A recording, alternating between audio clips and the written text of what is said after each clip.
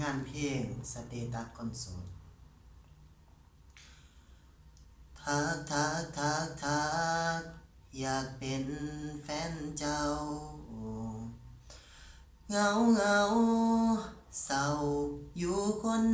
เดียวส่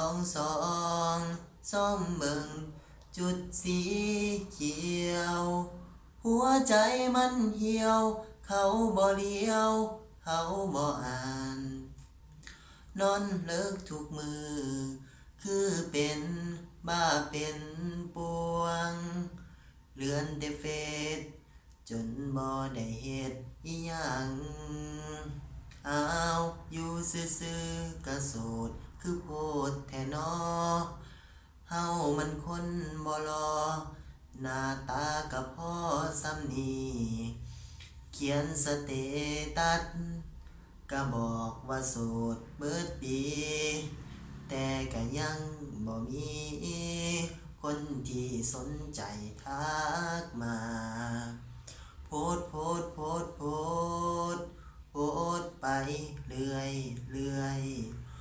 โพสต์จนว่าเมื่อยแต่บ่มีคนเห็นค่าบรรยากาศห้องแชท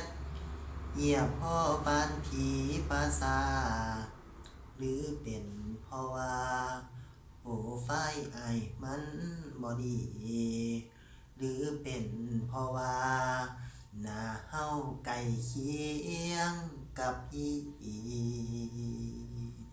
จบไปสำหรับผลงานเพลงสเตตัสคนโสดเนาะบ่เว้าหลาย